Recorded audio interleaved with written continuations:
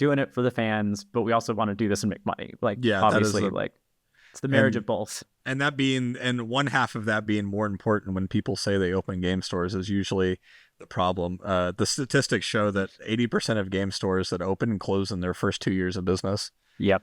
And it's not even I'm not close. surprised by that and at it's all. not a like, ooh, we almost made it. It is a crash and burn, because this industry, as far as the business side, is the most cutthroat, unlucrative mess that it could be. Yeah, it's...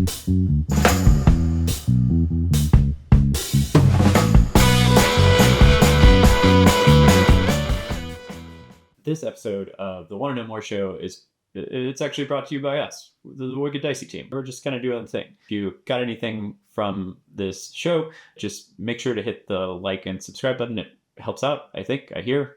Anyway, back to the show. Welcome to the Want to Know More show, the show where I ask folks fun questions about the world of gaming because I find it fascinating, and I think you do too.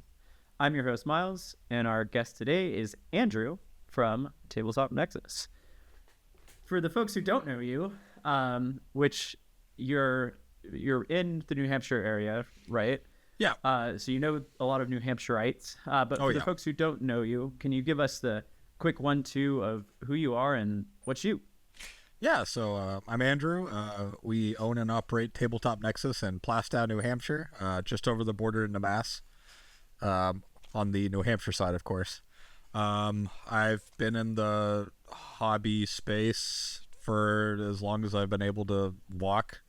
I started playing Magic the Gathering when I was 8, way back in the day, and then, of course, doing that leads you into, every other hobby around it. So, I've always just been a part of the game store vibe.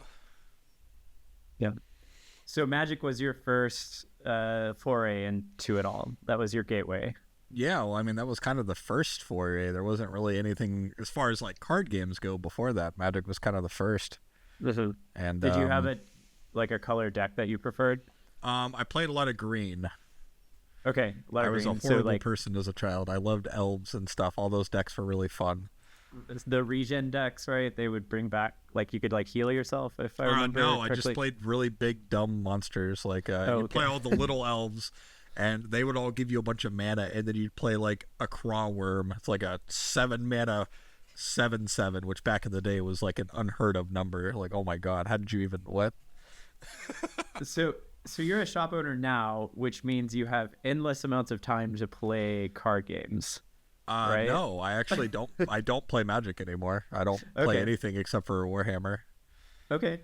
So you play Sigmar, because I've seen you at our events, and then you have 40K as well. Yeah, 40K is my main game. I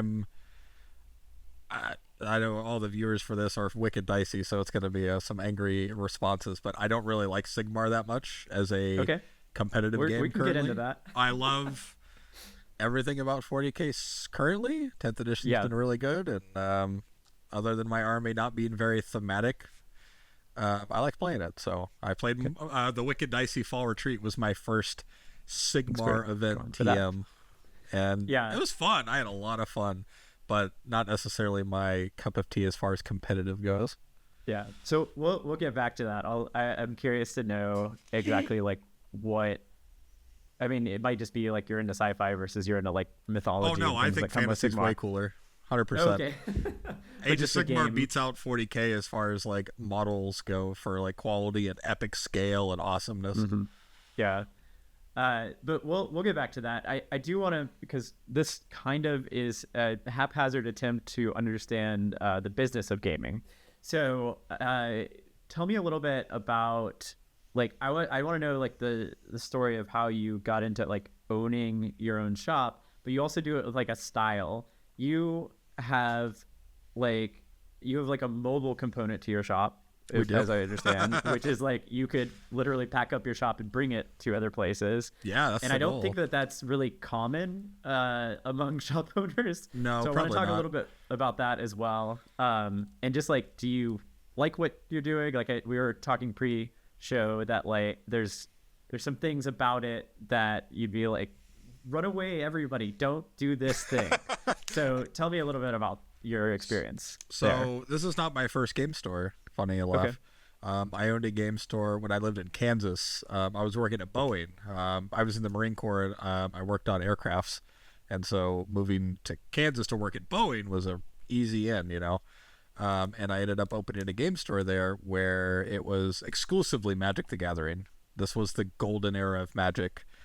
For any of those of you that do play Magic, this was Innistrad Ravnica, Kaladesh, those golden era sets of Magic where your store didn't have to do other things if they didn't want to. You just sold Magic.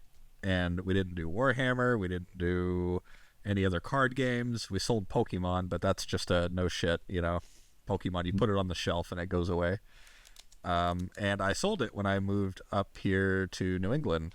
I sold it to a couple of friends who they were looking to open a game store, and I was looking to move up here to New England to be around family and stuff.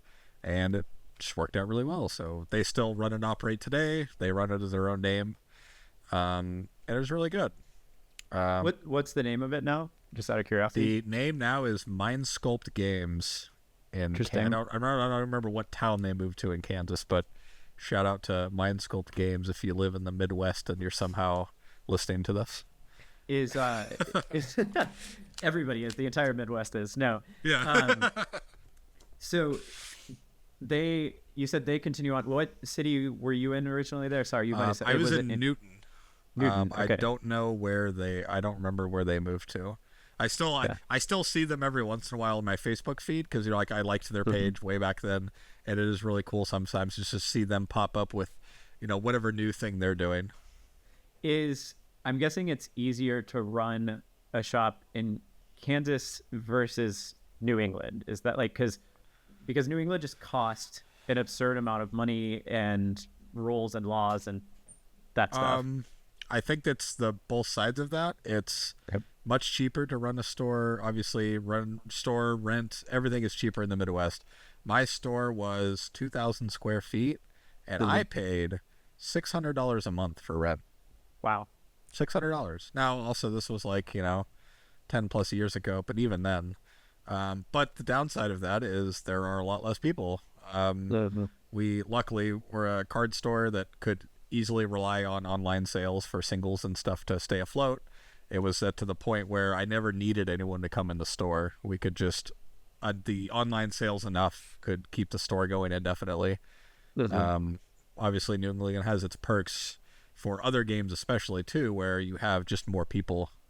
I mean, how many game stores do you know about that are within an hour of you? There's so many of them. There's so many, and that's good thing. They all manage to stay open. Well, some of them. We'll get to that later. Some of them. We'll get to that. But yeah. So, actually, that's something I want to touch on really quickly. Your website. When are you gonna let me help you with your website? So I have the prior owner of Game Night. Shout out to Mr. Jingles. He is a very savvy tech person who I'm not gonna give away where he works, but he's very important where he is and what he does with online stuff. So he is currently helping us with our website as he's done all of that stuff on his end for their old website. Okay, and then diving into that a little bit, you joined us at the Sigmar retreat. Thank you for that. Yes, it was so fun. You guys will never know how much of a needed break that was. That was my first 2 days off since we opened a year ago. Oh my gosh. You don't even know. We could be that way. And that was it goes with our philosophy of just kind of. Yeah, Brad's Cauldron was a good reprieve. Yeah. I'm slightly afraid of Brad's Cauldron for many liability purposes. You should be. but that's okay. So tell me, it seemed like you surround yourself with a little bit of a team. It's not just a one-person effort, although I'm sure you're the owner, but it seemed like you had a couple of folks with you. Can you tell me a little bit more about that? Yeah, so first and primarily, Jackie, she was there at the retreat with us. She's the other owner. Okay. She's my girlfriend. We've been together for over a year now, and it was actually her idea to open the store. Okay. She wanted to start another business, and I was like, well, she's like, I remember you said you used to a game store, and I'm like, She's like, should we do that? I'm like, no, that's the dumbest financial choice you could ever make. Yeah. But are you sure you want to do it? She's like, yeah, I think I do. And I'm like, all right, prepare to suffer. And here we are. Yeah, and here we are. So You said that she had another business going on in the back. Is that something? No, she didn't. She said that I had owned a game store before. Is it something that we could do? And in the interim time when you were moving from Kansas up to here, you said you were kind of moving for like family and kind of getting back to your roots. You're from around here? No, I actually wasn't from here. My ex-wife and daughter moved up here. She's from here, and when we separated, gotcha. In Kansas, they moved up here, and I was still there, and it was like, man, this kind of sucks. So I should move up to be near them. Gotcha. Okay. But you're originally from Kansas. Moderately. I was born in California. We moved around a lot. We were really poor, so Gotcha. moving a lot happened. Yeah. I always feel like somewhat an outsider here because I'm not from New England originally, so I'm always like trying to find folks that are not quite from around here because I don't know, different vibes. So okay, so you move up here, you open a shop. And I mean, I don't know if you've seen, like, there's a YouTuber out of like England that did like a long YouTube series, and he was like, owning a shop is the hardest thing on earth, and nobody should do this ever. And it sounds like agree. You're reflecting that back. Is it absolutely? Like, yeah, it's basically the game is getting people through the door, selling various things like magic cards and things like that. But it's not just like you're gonna play all the time, right? Like you don't get time to play. I mean, I get to play sometimes, but most of the time I'm playing, it's at the effort of trying to make space for somebody else to get to play. So like we do a Wargaming Wednesday, and that's the day that people come in to play mostly Warhammer and Age of Sigmar, but we have people that come in to play War Machine, Infinity, MCP, those kind of games. And you have card games. Oh, sorry, I didn't mean to cut you off there. Go ahead. No. And I generally don't get to play. I'm busy doing stuff. But if there's somebody waiting for a game and it looks like everyone else is already paired up, then I'll go out and play. Do you see, like, is there a good light at the end of that tunnel? Like, are you like, I've got this shop, it's hard now, but in like 3 years, because I've made XYZ effort, like, is it going to pay off? I'm going to have a shop and I'm going to maybe have another shop or something like that. Or is it just like... Yeah, of course. I mean, I think any business starts with a struggle, but if you put in the effort and the correct, like, formula, then yeah, of course, you'll eventually have a store that is self-sufficient, that has, long-standing employees and a customer base that you're not worried anymore. You will eventually root yourself if you spend the time to do it, to where, our end goal is not to open 50 game stores. We like our game store. We like the people that come here, and we want a place for people to go that doesn't feel corporate-y, like a lot of them. And if we can do that, then we can expand ourselves to do other things. Like, we're really excited to hopefully next year get into going to card shows. New England is just like the birthplace of like gaming conventions, card game shows, war game conventions, all this shit. And it's a really good outlet to go and spread the word of your business and buy and sell from people, make those connections. Like how I met you guys at Wicked Dicey was literally going to Everwinter because I knew a guy that knew a guy. And he introduced me to you guys, and, that's what it's all about. The business is very heavily reliant on connections. Yeah. Did you, like, briefly go back into what I jokingly call, like, lovingly and jokingly call, like, the real people world before you're, like, in between, like, Kansas and new shop? Oh, I mean, as real as working on lobster boats can be. I mean, okay. Oh, you worked on a lobster boat? Yeah, I worked on lobster. I moved up here and I immediately went to Portsmouth and I sat at the docks waiting for somebody to hire me. That's amazing. And it's pretty easy to do. You kind of live kind of like I feel like there's like books out there about your kind of lifestyle that you've chosen to live, like a vagabond. Like that would be really cool. Yeah, because that's like not many people would just go out to look for like a lobster catching. Like, I mean, not too many people would have a giant van that they could pack up their shop in and ride around. Like, I mean, I feel like that's why I was attracted to like y'all's shop when I originally I didn't know anything about you at first. Like full disclosure, like Brad was like, these folks are coming in and they're really awesome, and I was like, cool, Brad. I've seen like thanks, Brad. A lot. and then I met you at the end of Ironwald, and you were like, here, like, here's my van that has everything, and like Yeah. I'm super cool, and I've got all these things. Like, I have a picture. I don't know, like, for anybody who's just like listening, and it's but I have bus, this like not a van. Let's get this right. the bus. Oh yeah, so I've my got site. this picture. Yeah, so I've got that's like my original picture, like OG picture of you, and I was like, it's kind of cool. Still haven't painted it, by the way. Yeah, and something you said there was really interesting, which was that some shops, and like, no call-outs, like, no harm, no shame to other shops around here, because most of the shops are pretty cool around here, but like, you go into certain shops and they don't feel like, for the most part, there's a lot of good ones, but then there's some that do feel like very corporate driven, like, we're just here to like pay the bills kind of thing. And so I need to stop by your shop. I live not very close to you, so I just haven't had the time to stop up there. But one day you'll get up here. From your like lifestyle and from what I've met you around, you seem like that kind of like, we're doing it for the fans, but we also want to do this and make money. Like, obviously, like, it's the marriage of both. And one half of that being more important when people say they open game stores is usually the problem. The statistics show that 80% of game stores that open and close in their first 2 years of business. Yep. And it's not even I'm not close. surprised by that and at it's all. not a like, ooh, we almost made it. It is a crash and burn, because this industry, as far as the business side, is the most cutthroat, unlucrative mess that it could be. Yeah, it's and the margins are pretty tight, horrible. right? Yeah, they're horrible. They're the worst margins in almost any industry. Like, when we're looking to sell like a new Magic set, let's take a new Magic set for anyone that's curious. This Magic set that just came out, Magic Foundations, we buy booster boxes from distribution for $117 a box, $117. 10 years ago, I was selling boxes of Magic for $100 and making more money, and we sell them at $140.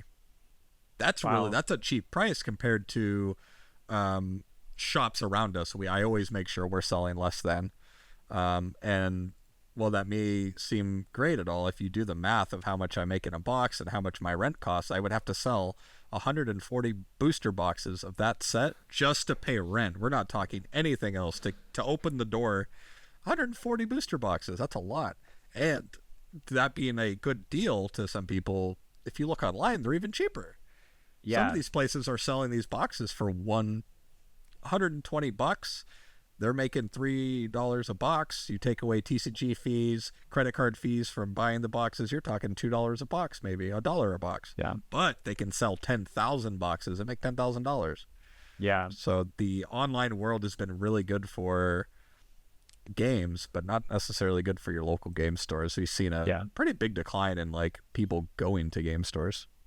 Yeah, I'm actually, I don't know how you like monetize this, but I'm more and more convinced that the game stores are serving this purpose of like what we used to just joke around about is like a community, but like that's the reason for game stores, and that just needs to be like set in stone. Like it used to be like you said, like we would sell products to survive, and now I think it's like turned a little bit where it's like I only see my friends these days because of various COVID and all the things.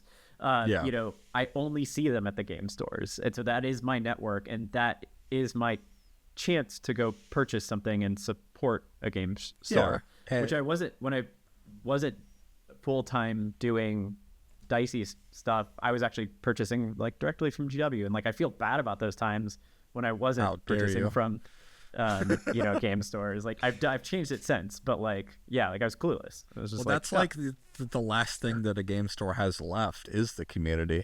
It used to be that you went to a game store because that's where they had the product. I want to buy a booster box of Magic the Gathering. I'm going to go to the game store because where the fuck else am I going to get it? Yep. You used to never be able to buy Magic at Walmart. That's a bizarre like thing that never happened before. It's like kind of sad. even with like Amazon selling Magic and stuff, even before you didn't have that. Like you could buy it from like other game stores online. Like use the names like Star City Games or Channel Fireball with older like TCG players, and they'll be like, oh yeah, that's where we bought all our shit. Yeah. And those are like local game stores, but they're just massive local game stores. They're maybe not local to you, but they are a game store. But now everything is available online. Even stuff that was like Warhammer and stuff. Like, you can never buy Warhammer products anywhere. That's like a mythical thing that you have to find the store that has it. Yeah. And with the I would say like the decline, not the increase of players to some card games, but the decline of game stores, because a lot of these players are figuring out, like, with the huge swarm of Commander people, why do I go to a game store? I can do whatever I want. I can bring my buddies over to my house and we can sit on our couch and play Magic. We don't need a game store for that. Yeah. Like, yeah. Yeah, and it's that becomes like an insular community that doesn't grow, I think, is like the answer that the game store has to give. It's like, now you're going to meet other people outside of that. The Magic communities, at least for TCGs, have gotten very cliquey too. You know, you have even when we do our Magic Commander night on Thursday, there's a lot of people here, but they are very insular. There's this group that plays together here, this group that does their pod here. Oh, we play a certain type of Magic. We don't like the way they play Magic. And they're not necessarily like, they don't hate each other, but they're just like, no, we'll just play together. And it makes it really hard to like get, like, it used to be like when you would go to play Magic, you go to a Friday night Magic. This is a term that's like almost lost all of its meaning. And you would play standard or draft. And when you played in those events, it forced you to play with new people. You would get paired against some guy that you never met before, especially if you were like new to the store. And if you were new to the game, he'd probably beat the shit out of you. Yeah. And you would be like, whoa, that was tough. And then you would come back the next week and maybe you'd see that same guy again. And now you're friends, or, you're more acquainted. And every one of these pairings, you would get paired against somebody new that you hadn't played before, or somebody you might have played before. And you're like, I remember you. You're that asshole that played that one card. And now, but I've got something for you now. I made my deck a little better. I'm ready for you this time. And there was always this like constant growth of players, but also a growth of like community where these people would play together all the time. And then some new guy would come in and he would join the fray and he would get paired against these people. And, I don't feel like that happens much anymore with everything being based on Commander as far as like specifically Magic is concerned. Listen. Are your weekends designated as like card game focused tournaments, or is that, you said you have Wargaming Wednesdays for like anything tabletop or something like that? So Magic is Thursdays. That's when we do our Commander night. Okay. The weekends are depending on what bigger events we're running. So like last weekend we had the pre-release for the new Magic set on Friday, but we had our big Infinity tournament on Saturday. Oh, cool. I didn't know you guys had an Infinity tournament. Yeah, we do it every couple months.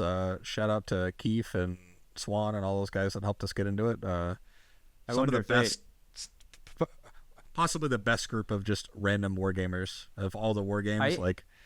Okay. They are so good. They're so nice. Everybody who plays a different game that's listening to this still, turn off now. But Infinity players, keep on for a second. Yeah, Infinity players. Only love for Infinity players. They're my favorite group. They are. I think they are. They're so clean. They're so happy. Everyone's having a good time. They do their cool award ceremony at the end of the event. Their community is stuck glued. It's really cool to see. Shout out I don't know if you've met Derek, but Derek is an amazing individual. For Everwinter, right? Last year. Yeah. Yeah, I think I met him. Just lovely. Very briefly. He was very busy and panicked, but we brought them gift cards to our store to give away during the event. Yeah. I have I have a selfish question. So when you were starting up your store, so I've almost started multiple businesses over the course of my life, but the biggest thing that freaks me out is the time between signing the document that you're going to open a store and opening. Did you have was there a 6-month period where you had the building and then no, nothing was going on, or did you sign the papers, throw a bunch of shit in there, and then just go for it? From the time that we decided, hey, we're gonna do this to the doors opening was 2 months. Wow. Okay. It went fast. I wasn't working on lobster boats. I stopped working on lobster boats when COVID happened. Okay. Nobody was buying lobsters during COVID. That was a bad time. What? So I guess no money coming in. So well, so fun fact: 90%, I think it's like 70% of all the lobsters that are caught in New England go over to China. wow. Nobody else. Other fun fact about lobsters: if you go to Cuba, it's about as common as chicken on the menus, and it's cheaper than chicken, so you can just buy lobster all the time. So anyway, that's cool. Yeah.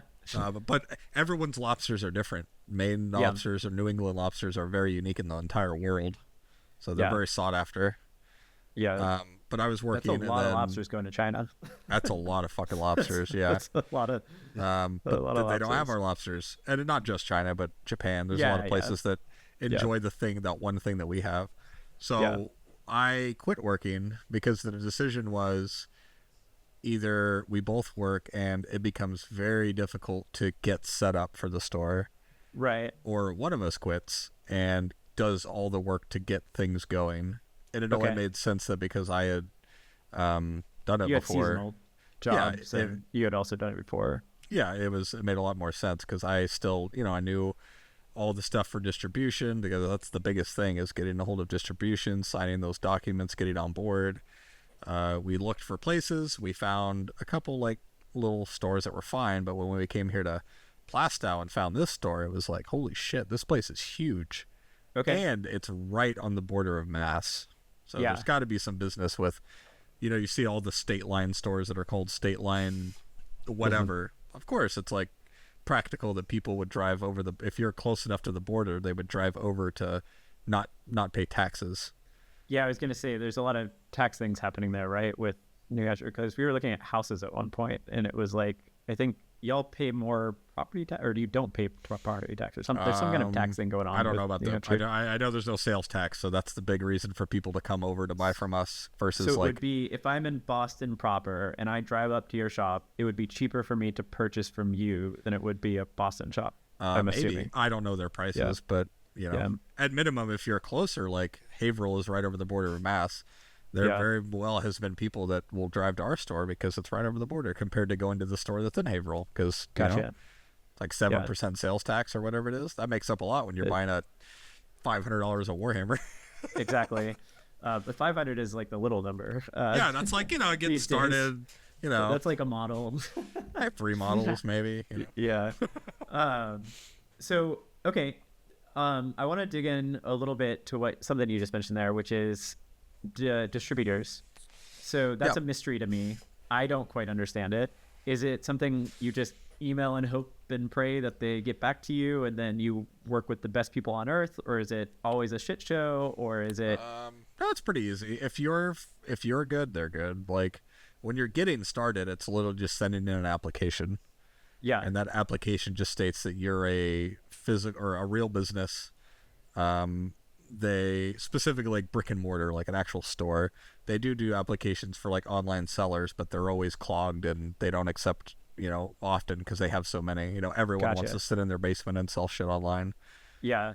But if you're able to show the paperwork and stuff that you are a legitimate brick and mortar store, then they sign you up and you start buying stuff. And you give them a big lump sum of money. Yeah, give them a bunch of money and they send you stuff, and they send you plastic. It's great. If you're good with communicating with your distributors and stuff, then they're more than happy to do whatever they need for you. All 3 of our distributors that are that we use, we have good relationships with them. We even chat like outside of buying stuff for the store, because it's fun and they're really cool people. So it helps us a lot. Like, hey man, that new Pokemon set, I didn't get very much. You got anything in your closet? He's like, yeah, I got you. Don't worry. I got some hiding. Yeah, that's good. Okay, so then tell me a little bit about what's good. Like this is now we're gonna hit like a news topic here, I think, because I don't know what's going on and you do. So tell me a little bit about this. You said you're buying Game Night, or is that so? Game Night closed recently. Okay. R.I.P. to Game Night. That was my game store I played at before we opened this store. Sucks to see them go, and there was a lot of unfortunate circumstances that I won't really get into here that led to that. No worries on that. But needless to say, they closed. I was really good friends with everyone that works there and the owner. So as part of his closing, we made a deal to basically just buy out their inventory. Gotcha. Okay. Buy out all their stuff. That way he doesn't have to worry about trying to piecemeal it and eBay this, and where am I going to find somebody to buy 50 chairs? Stuff like that. Stuff that makes like closing a game store particularly painful is trying to get rid of what you had. Are you, and you're able to fit it all in we Tabletop did something Nexus? like that, yeah.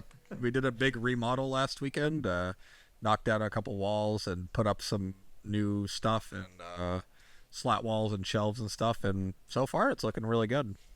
Okay. Everyone that's came in since we did the remodel has said, wow, this is great. We have a whole new area to the store for our RPGs and board games. If you're looking for used models, I hear that Tabletop Nexus's yes, used sir. model selection is out of this earth.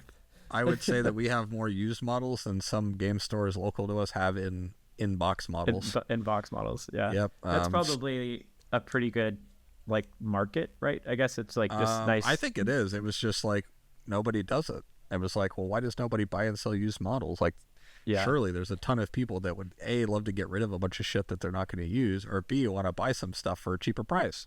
Yeah. And I did it at first. I was like, hey, you want to sell your models? Cool, I'll buy them. GW, as long as they're GW plastic and they're in use, in a useful state, not broken to pieces or incomplete, well, we'll take them. And it grew really fucking fast. Nice. We had just a little wall with like 3 shelves off to the side. It was like, yeah, these are the used models, and it quickly exploded to where we were filling tables. Do you have any like fun models.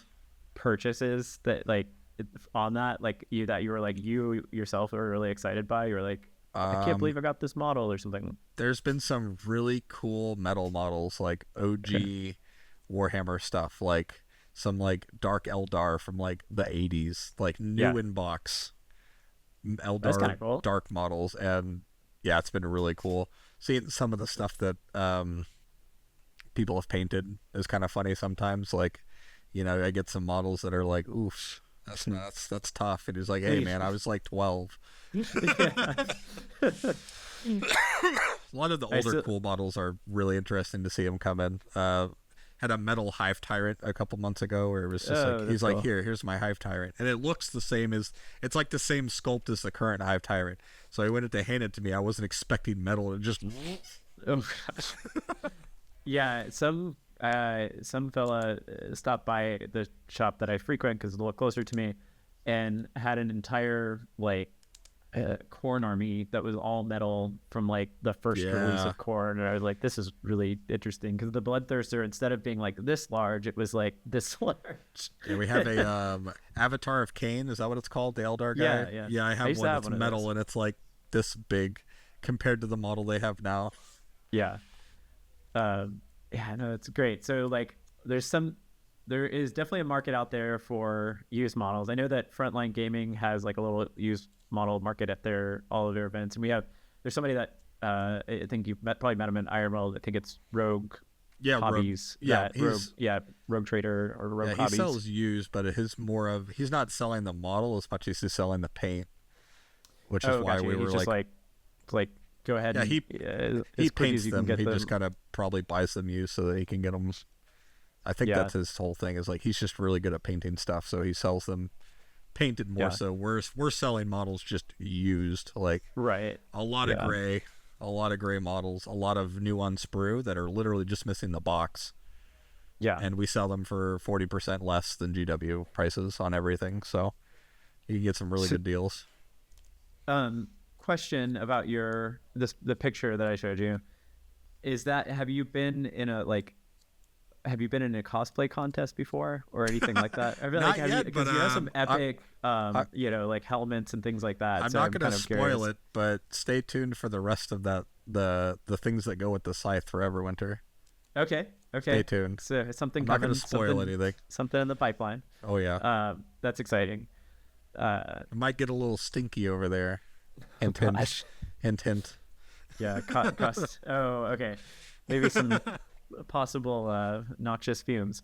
Possibly. Okay, cool. So I was just curious about that because one part of the community that we haven't activated on yet, but we'd love to figure out how to really tap into them is like the cosplay group. I have the person to talk to you about that actually. Okay, cool. Jackie, who is the other owner, my girlfriend, she's been a cosplay like enthusiast for a long time, and she Oh, that's has great. some Okay. insane like I don't know what's all that shit called, like sewing and uh Um, all that kind of stuff. She's a big freak into that stuff. She has yeah. giant embroidery machines that are like CNC machines except for What? clothes, and she made her own like bone-in corset last year for the Renaissance Fair. She made us all like cloaks and stuff.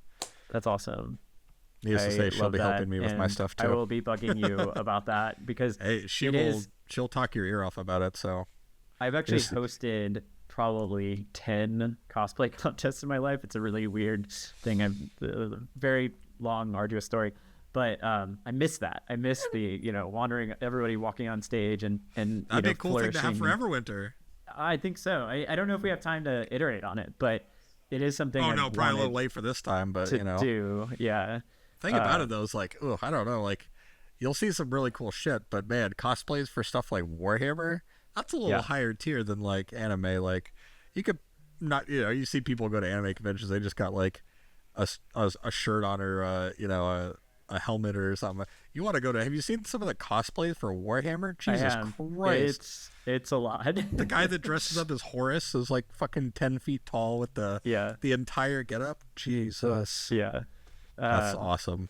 So that's like in our future plans. We definitely want to like have that group kind of join us in force. Like I think it'd be really fun.